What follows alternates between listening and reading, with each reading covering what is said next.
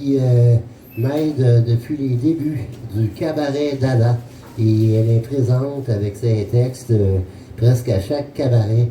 Et elle m'aide, elle m'encourage. J'ai nommé Sylvie Côté. Donne-moi l'applaudissement pour Sylvie Côté.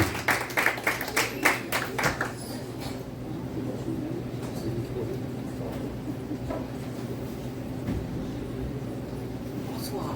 Oups. Est-ce que ça résonne ou pas? Oui. Ça va bien? OK. Alors, ce soir, j'ai l'honneur de lire un texte de Madame Valérie Clément. Hein? Elle m'a fait la confiance pour lire son histoire.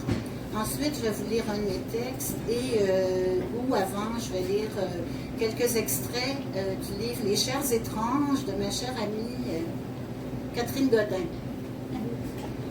Alors, Valérie Clément, voyage à travers le temps. Un jour ou peut-être une nuit, dans son laboratoire rempli de machines, un scientifique cherchait à voyager dans le temps. C'est pas fort, je sais pas. Il voulait voir le futur, il voulait voir le passé, il voulait surtout changer des choses. Il avait aussi fait une erreur et il voulait la réparer. Le scientifique était toujours dans son laboratoire, seul avec ses machines, et il ne savait ni quel jour il était, ni le mois, ni même l'année. Était-ce le jour ou la nuit? Il n'en savait rien. Pris dans ses calculs, ses expériences, il n'avait aucune idée de ce qui se passait à l'extérieur de son immense laboratoire. Son laboratoire était creusé si profond sous la terre qu'il ne voyait rien du monde extérieur. Pour vivre, on lui apportait des ravitaillements par un ascenseur.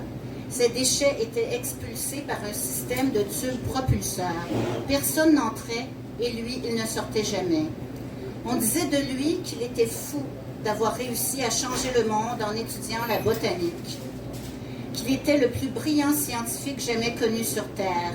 Il était plus que riche, il avait fait sa fortune en inventant une sorte d'arbre qui pousse à maturité en une semaine. Son laboratoire restait toujours à la fine pointe de la technologie. Il continuait d'inventer des plantes qui se régénèrent, car c'est ce qu'on lui demande. Il avait ainsi révolutionné l'industrie forestière, plusieurs domaines, comme la construction, mais surtout, il avait sauvé la planète Terre en regarnissant les forêts de partout dans le monde. Ces arbres avaient contribué à créer un tout nouveau monde. L'économie avait changé, les terres étaient plus prospères. Tous les humains étaient heureux, mais lui, il restait dans son labo, seul. Mais lui, il essayait de trouver la formule pour voyager dans le temps, pour réparer une seule erreur du passé, que pourtant tout le monde avait oubliée. Il passait ainsi sa vie entière seul, ermite sans jamais trouver la formule pour voyager dans le temps. Il en oubliait lui-même quelle était son erreur qu'il voulait tant réparer. Un jour, le noir total, une panne d'électricité dans son énorme laboratoire de millionnaire. Aucune lumière, aucune machine, ni même les ascenseurs. Rien ne fonctionnait. Il prit peur, il paniquait un peu. Il n'avait pas le choix de remonter à la surface là-haut, vers le monde extérieur. Ça serait le fun que ça s'appelle Elon Musk, mais c'est pas le cas. Il devait monter pour trouver pourquoi il n'avait plus d'électricité dans son labo souterrain. À l'aide de sa lampe de poche, il se préparait un sac de survie. Il empruntait son escalier de secours. Il a dû monter pendant 2 jours avant d'atteindre la porte qui donnait dans une clairière, du boisé entourant le village de son enfance. Il tenta d'ouvrir la grande porte blindée. Ce fut très difficile, mais il réussit. La lumière du soleil l'éblouissait. Il mit un pied dans l'herbe fraîche et il sentit l'air frais sur son visage. Ravi de voir la beauté du nouveau monde que, grâce à lui, les humains de la terre entière avaient créé, il n'en croyait pas ses yeux. Ça sentait si bon, c'était merveilleux, un paysage sublime.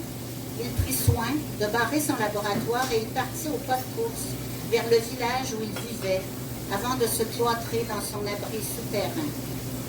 Parcourant le village, il cherchait sa maison, sillonnant les nouvelles rues. Son village était devenu une belle grande ville.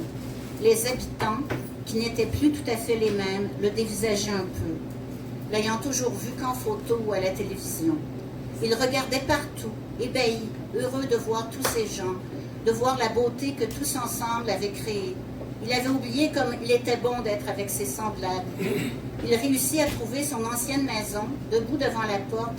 Il hésita avant de cogner. Peut-être que ce n'est plus ma famille qui habite ici, se dit-il. Il prit son courage à deux mains, un grand respire, et de sa main droite, le poing bien fermé, il cogna à la porte. Toc, toc, toc. La porte s'ouvre. Un enfant et une femme lui répondent. « Bonjour, puis-je vous aider ?» lui dit la dame. « Mais je vous reconnais, on vous attendait depuis longtemps. Entrez, entrez, suivez-moi, elle est au salon. »« Grand-mère, nous avons de la visite. » À une vieille femme toute sereine, assise dans un grand fauteuil. « Nous avons de la belle visite, grand-mère. Regarde qui est ici. » La vieille dame se leva de son fauteuil et s'écria « Mon frère, notre sauveur, je suis si heureuse de te voir enfin. Je t'attendais depuis si longtemps. » S'ensuit la plus chaleureuse et enveloppante des accolades jamais vues. Les deux vieillards se mirent à discuter pendant des heures. Durant leur conversation, la vieille dame demande à son frère, le scientifique qui avait sauvé la Terre, pourquoi il avait pris tout ce temps avant de revenir la voir. Gêné, il lui répondit « Ma sœur, j'avais fait une erreur. Je voulais la réparer car je ne fais jamais d'erreur. Mais dis-moi, qu'est-ce qui était si important ?» Le scientifique bouche bée se mit à rire et lui répondit « Plus les années se succédaient, moins je m'en souvenais. Je l'ai écrit sur un papier, mais je l'ai perdu. J'avançais dans tous mes projets, mais j'ai perdu aussi la notion du temps et j'ai fini par oublier complètement cette raison. J'ai sauvé la planète, j'ai réinventé la botanique sans faire aucune erreur. Cette erreur du passé qui m'a hantée, je l'ai oubliée. Je suis revenue et je vais revenir plus souvent. Je veux profiter de toutes ces belles richesses que la Terre nous a rendues. Nous avons su réparer ce qu'on croyait irréparable, tout le désastre qu'on avait créé, qui détruisait la planète. Je suis très heureux d'avoir contribué à ce nouveau monde. » Après quelques jours, le scientifique dit à sa sœur, « J'ai compris, ma sœur, je ne m'autorisais aucune erreur. Je voulais être parfait. Mais je vois, je constate et j'admire ce monde imparfait. Je n'aurais pas dû me cacher, j'ai appris la leçon. Personne n'est parfait. L'erreur est humaine. Lorsqu'elle est faite sans malice, sans arrière-pensée machiavélique, l'erreur n'est pas automatiquement irréparable. » Fin, Madame Valérie.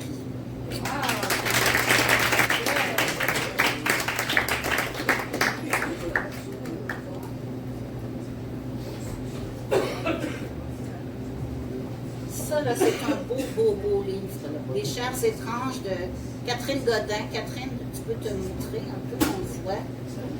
C'est un magnifique livre, ça. Catherine, elle a publié quelques livres, puis en tout cas, elle est vraiment multi-artiste, là. Elle chante, elle fait un. C'est ces tableaux que vous voyez ici, l'exposition. Oui.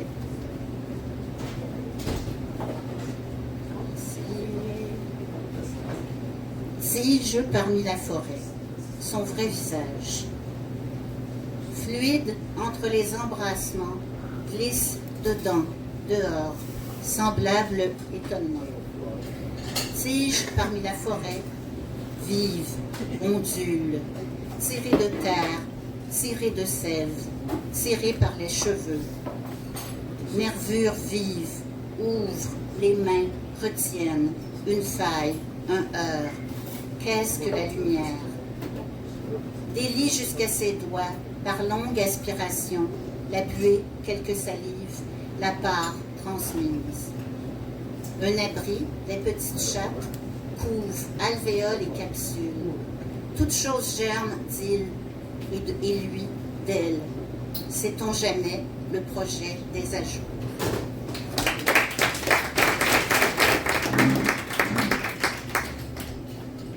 Alors là, c'est un texte de Lily, un texte que j'ai écrit il n'y a pas longtemps, ça fait vraiment pas longtemps, c'est le temps. Le temps d'écrire.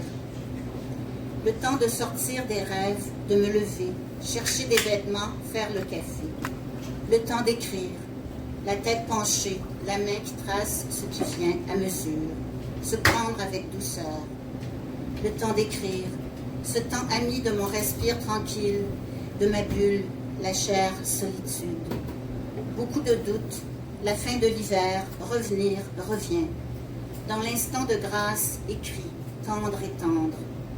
Le temps de sortir des rêves, la nuit qui fait des bébés et des rencontres temporaires, fugitives, immobiles, les retrouvailles perdues d'avance.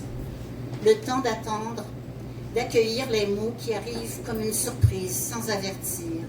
Le temps de juste être à l'écritoire et de bercer du regard, de l'écoute des choses immobiles, des gens qui s'agitent. Le temps d'écrire, cette oasis. Le temps de prendre le temps de composer un alentour, de profiter de chaque repère émanant des objets, d'avancer sans tout le temps se retourner. Le temps de l'indifférence, sans émotion. Le temps d'écrire sur rien ni personne. Le temps du détachement, de se vivre seul, sans les regards, les analyses et explications des autres. Le temps d'écrire, je ne suis pas parano, je m'ennuie. Le temps d'écrire dans un cahier, de respirer dans le cœur de la main, télégramme. Le temps d'ouvrir une porte et de sortir, buller tranquille, sans interruption. Le temps d'écrire, de vivre en double. Le temps qu'il fasse plus clair, le temps de la résistance face aux marionnettistes du pouvoir, le temps de se battre, de se débattre, le temps de rester muette, de limer ses barreaux en cachette, le temps de se déprendre des toiles d'araignée, d'apprendre à les reconnaître, le temps d'écrire sur la porte d'entrée, fermée indéfiniment, temporairement, le temps d'écrire.